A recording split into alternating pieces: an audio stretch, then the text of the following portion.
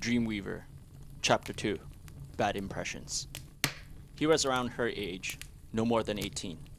His face, tanned and chiseled, was full of youth, but his eyes haunted her. They were old. He was feeding more twigs into the campfire when he caught her staring. She smiled. "My name is Eva. Ainsley. I want to properly thank you for saving me back there." Her voice had recovered, and Eva made sure to raise it slightly for a more feminine effect. "You're lucky." Eva wanted to laugh sarcastically at the irony of his reply, but kept her composure and instead squeezed a sweet, girlish smile onto her face. "Did you really kill all 30 of them?" 35. Finally content that the fire would last, Ainsley sat back and studied her more carefully. The intensity of his dark gaze suddenly made Eva blush. He looked away. "We can't travel together." "Why?" It was more of a complaint than a question. "I'm not very good at protecting people." He smiled sheepishly, but his eyes carried a glint of sadness. "Trust me, if I was any good at protecting myself, I won't have been there.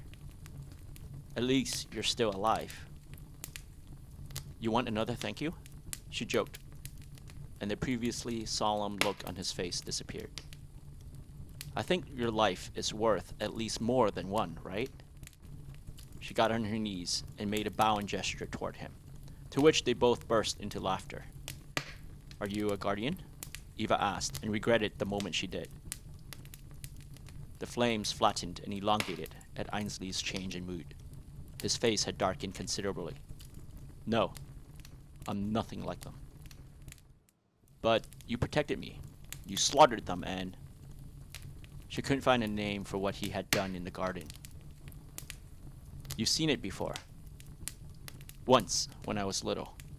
Only the guardians could do stuff like that." His eyes focused on the flames, but Eva saw that he was seeing something far away and long ago. She had wanted to keep the conversation light and positive, but now, who would want someone around to remind them of the bad times?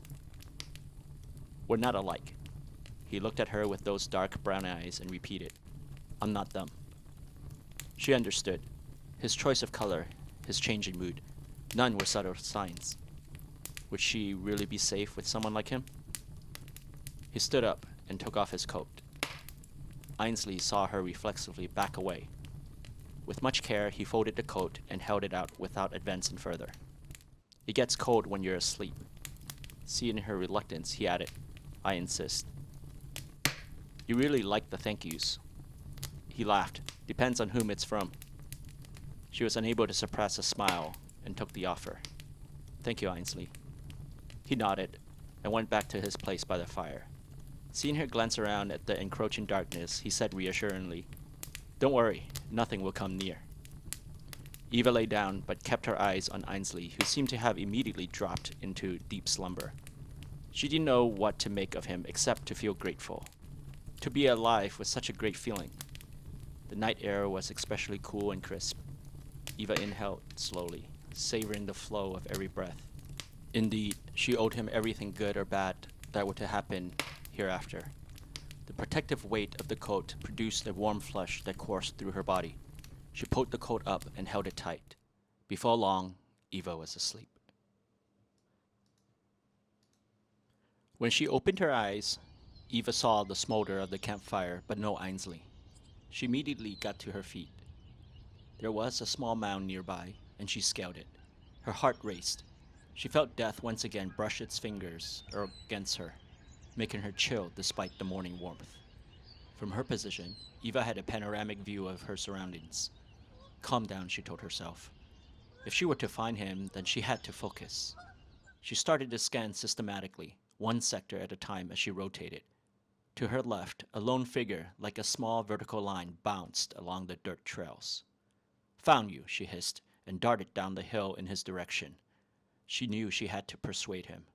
She had to stay with him. However, Eva couldn't concentrate. Her head still hurt, and the early morning surprise excursion didn't help either. All she could think of was that he had betrayed her by leaving. Her blood began to boil, condensing beads of sweat and anger on her flesh. "Ainsley," she shouted, and hurled his coat at him. He turned and snapped it from the air. I sort of had the feeling you would find me. So, you did intend to leave me. I never promised I would have you along. Eva choked on her next set of words. Her mind reached back to the previous night, and indeed found nothing to rebut him. Suddenly, she felt lost, groping for a reason that was not there, while Ainsley stood patiently waiting. You can't just leave me, she finally managed to whine. He sighed. The look of amusement gone from his face, Ainsley explained. I have to find a friend. If you come along, you would be in danger, far greater than you were in. Eva lowered her gaze. Suddenly, there was something equally as primitive as survival bubbling up from her, blearing her eyes. She lifted her head slowly. Please. I have no one else. I am all alone. She slumped to the ground, feeling foolish and exposed, but also very good, a small triumph in execution. Ainsley did not disappoint. Well, are you going or not? We have a long way to cover. Right along, sir, she shouted jubilantly and promptly got to her feet. Abandoned vehicles no longer littered the road. The guardians and marauders possessed the majority of them, and normal folks, even with cars, simply did not have the means to refuel. Eva privately wondered whether Ainsley intended to make the entire trip on foot. From here to Bleakman Square would take at least 3 days. The thought itself tired her, but she couldn't let up. She was certain that he was the one, her Wood. His display of strength left little doubt to the fact. Who could kill him anyway? She smiled as she watched him walk in strong, steady steps. Definitely the one. With such a turn in fortune, other auspicious things were sure to follow. Thoughts of riches and handsome heroes flooded her imagination, and she felt light with excitement. Perhaps as soon as Bleakman Square, she would find treasures or run into the love of her life. Eva giggled. Ainsley suddenly stopped and turned around. Be quiet, he said. The seriousness of his look was not lost on her, and Eva apologized, thinking it was her unrestrained merriment that had irked him. But then she heard it, or more appropriately, felt it. The dull thud vibrated through to her bones, and she saw particles of dirt and sand bounce rhythmically to the sound. Each successful vibration was stronger than the last, and tiny bits of rocks now jumped to its silent tune. Ainsley didn't wait any longer and grabbed Eva's hand. Before she could protest, he lifted her into his arms and leapt onto a leafless tree nearby. She gasped in shock and fear. What's happening? She demanded as she placed her back on her feet atop the large outstretched branch. Eva almost lost her balance, but Ainsley pulled her to him. She blushed, but he didn't seem to notice as he stared ahead at the gigantic cloud of dust over the horizon. A smile slowly appeared across his face. Guess we won't have to walk to Bleakman Square, he said excitedly. What? He didn't wait for her to finish. In one bound, Ainsley leapt from the tree and shouted over his shoulder, Stay put, I'll be back. Eva stumbled toward the trunk and quickly sat down. Ainsley, she shouted after him, but he had disappeared. She looked down and immediately regretted doing so. How was she to get back onto the ground at this height? Tears involuntarily erupted. Ainsley, she shouted again. She was helpless to do anything except to wait for his return. Looking at the oncoming dust cloud, Eva finally realized what it was. A flock of coonies, giant small-winged birds that resembled ostriches. There were stories about creatures hideously transformed, physically and or behaviorally by the ashes, but never did she hear anything about the origins of the coonies. She was certain they were not native to this continent. The previously dull thoughts had turned into a loud, deafening rumble as the birds kicked up dust hundreds of feet into the air.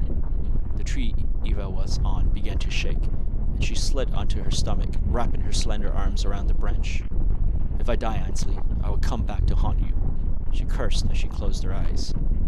An eternity passed before the rumbling faded. The only sound she heard was the intermittent whistling of the wind. She slowly opened her eyes. The coonies had gone their way. Eva stood up timidly and looked around for Ainsley. Over here, she heard him call, and spun around, almost losing her footing in the process. Eva fell instinctively to her hands and knees for balance. She thought she heard laughter and her brows knitted.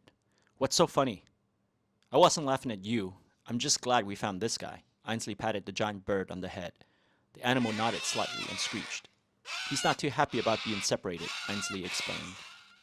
Are you going to get me down? Haven't you learned to climb trees when you were little? He replied, showing no indication he would help her out of her predicament. No. Monkeys climb trees, or people who act like monkeys and apes do, but I do not. Well, are we going to walk? I beg your pardon? If I come and get you, this fella is going to run. Come on, it's not that hard. I'll coach you, Ainsley proffered as the animal trotted to and fro energetically. Eva shook her head. No way. You have to. You're already in a good position facing the tree. Now just look down for knobs, gnarls, or bark holes. Got it? No, you're doing fine. Now just make a mental note of the trail you use. Yeah, go down that side. There's a bunch of branches. Slowly. Yes. Don't be afraid. Use your legs. Yes, yeah, yes, there you go. Ainsley seemed to take special delight in her misery, and as Eva descended, she wanted nothing more than to punch him when her foot hit solid ground. Surprisingly, she did live to feel the good earth. In an instant, she made good on her promise to herself. Jerk! Her fist shot out and caught Ainsley in the back, just below the shoulder blade. The bird screeched again and galloped ahead. What was that for? Ainsley muttered, his face wrinkling in playful surprise. She waited for him to come her way, but he didn't. Instead, he allowed the bird to trot in place several feet away. Eva exhaled incredulously and walked toward him, but he turned and moved several more paces ahead. Ainsley, she called out. He said nothing, and as she approached, the animal lurched forth and trotted ahead again. Ainsley! The coonie screeched back, and Ainsley soon found it hard to distinguish the sounds of one from the other and hunched over in laughter. If you like what you've heard and don't want to wait until next week, either be a member on Ko-fi and get access to next week's episode today, or read the whole book for free with a Kindle membership. See links below. Until next time.